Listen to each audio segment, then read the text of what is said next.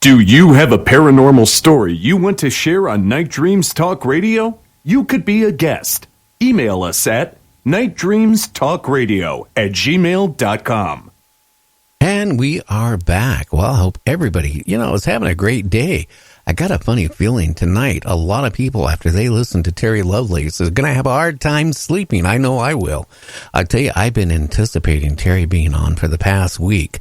I mean, there's a lot of people who claimed that they've been abducted and had implants. But I'll tell you, Timothy Collin is one, I believe, 100%. Mainly because Dr. Roger Lear removed the implant. I got a funny feeling that Timothy's had another implant put back in, and I got a funny feeling he's been abducted numerous times. Now, Terry Lovelace, again, he was Assistant Attorney General of the United States. He was an attorney. But before all that, he was in the Air Force. He was a medic.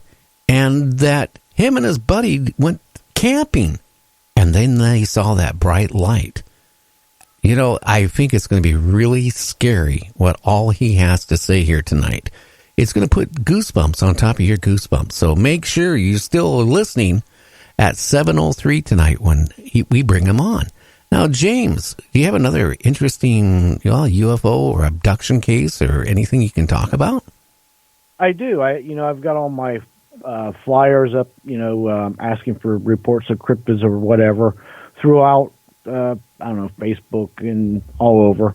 And this one came in.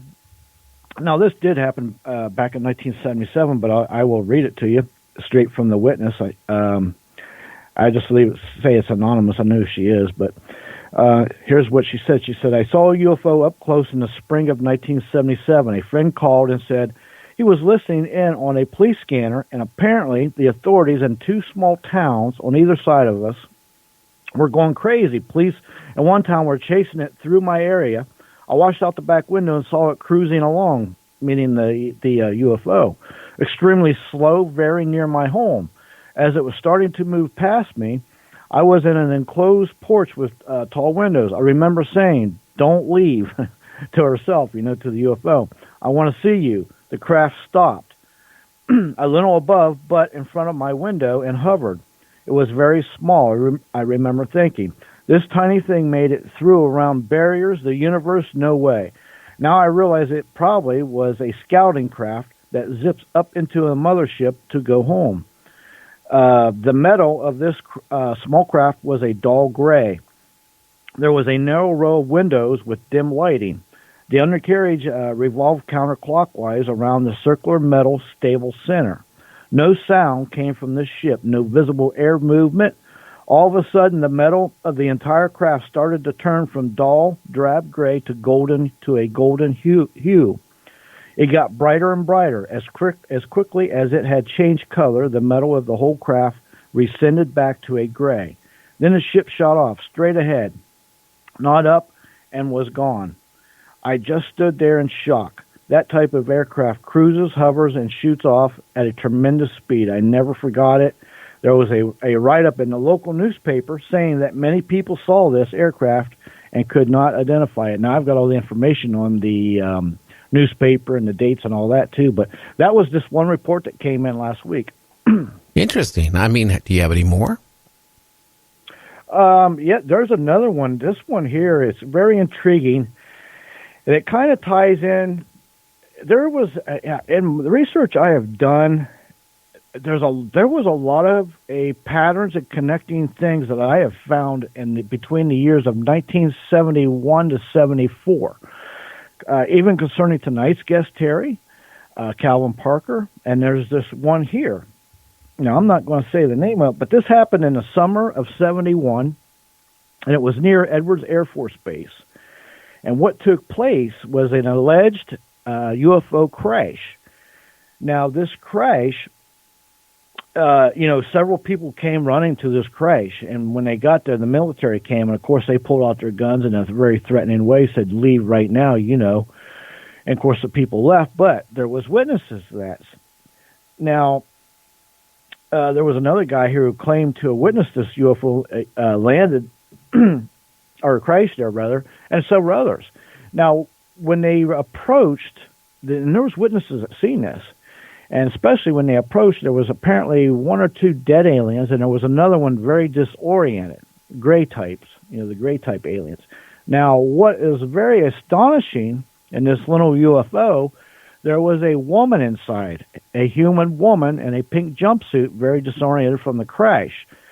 Here to come to find out, she was abducted, and they took them to a mothership, and they were returning them back. And when they was returning them back, they crashed with an abductee.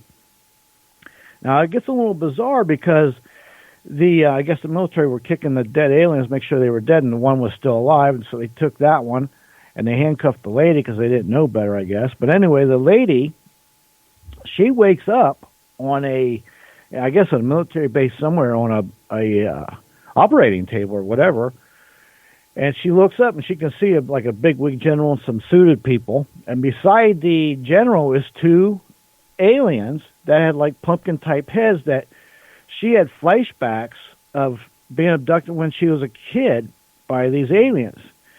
Now, the weird part is whenever she was at the crash, when they were taking her away, the military, telepathically, she was getting a mental telepathic message from the mothership, from the alien in there, who looked like, basically, she described, basically what Calvin Parker described, who he was fighting with, the kind of tall woman alien. Basically, the same description.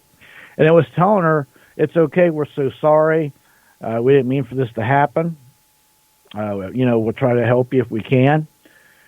And come to find out, there was two different aliens, races, species, whatever you want to call them, that were vying for her abductions. They were going against each other to try to abduct her, which I thought was very intriguing. And we've heard things like that before too. But this was going on, and they were standing right there at the general, so obviously the military knew what was going on. The next thing she knew, they must have scrubbed her brain somehow because she was getting off a bus going home after that. And then the weird part was she didn't think much of it, but fast forward another 15 years, all of a sudden she just got all these memories came to her all at once, like bam. Like she was remembering being abducted from childhood all the way up by this one race of aliens that were like more nicer aliens than the other ones. But the whole scenario, way she described the one alien was almost pretty much like Calvin Parker described, and I thought that was intriguing. And there's a lot of similarities and patterns between those three. And there's been other cases I've studied and researched. There's a lot of similarities between the certain aliens and what they're doing, which we don't know. But, sometimes they can be violent and not very nice at all, as we all know. Well, I guess if you want somebody to stick their fingers down your throat and come out your nose, that's not being nice. But, like I have repeatedly said, and me and you have talked about it, when you think about this situation, that they abduct people against their own will, how could anybody sit there and say, well, that I had a pleasant experience being abducted by an alien or aliens? How could you? I mean, if they take you out of your bed, out of your car, out of your living room, while you're watching reruns of MASH, for example, are you going to be a normal person is not going to be happy. I mean, I wouldn't be. That's kidnapping. And then if they start doing any experiments on you, then, hey, if you did that to somebody or I did that to somebody, you know what? We'd be locked up, maybe not in prison, but in a mental ward for the rest of our life. Absolutely. And, another thing that I have found in a lot of research I have done, not just recently, but all through the years, and what I have found is, my goodness, a lot of these people have post-traumatic stress. You can hear it in their voices. I mean, big time. You can feel it. And then it kind of crosses over, and, think of it like this. These aliens, if they're so, they got to be so advanced to even come here. So they definitely have ways they can maybe telepathically talk to you, communicate to you, but they definitely would have ways to scrub your brain or even implant memories that aren't true or brainwash you. I mean, come on, 70 years ago, we could give a lobotomy to somebody and you could do that. So these people could do it, I'm sure, without going to that extreme. And what I'm prelating to is a lot of these abductees at first, they have the normal emotions. This is wrong, they're evil, but some of them have turned what's okay, and that makes me come to think that their memory's been scrubbed or reprogrammed by these aliens. Because think about it, if you've got a complying, docile individual, they're much easier to work with and less likely to expose you. Well, James, I look at it this way, okay? There is no good alien, because if they take you on board their spacecraft to do any experimenting on you, or just even take you out of your where you're at without your permission, they can't be good. So I disagree with these people who say that these aliens are here to protect mankind. Well, if they're here to protect mankind, why do they keep having to abduct people and implant people? There's some reason behind this. And it's been going on for what? A year? 10 years? 1,000 years? It's been going on since the pyramids, if not before. People have been abducted and mutilated, just like with cattle. So I just don't buy that they're here to serve man unless they're serving man on a platter. I'm sorry. I just feel that there's some other motive here. It is not. They've had enough abductions. They have experimented on enough cattle, livestock, animals, humans, that they would know anything about us. Okay, they could have cloned us from the DNA 1,000, 10,000 years ago. Why is it still going on? There's another motive here, and people, you need to think about it. You're absolutely right, and I agree with you 100%. And I've come to the equation, at least in my opinion, that you're right. There's no way that they're still trying to look for things or experimenting, trying to find things or create things. No. This has been going for thousands of years.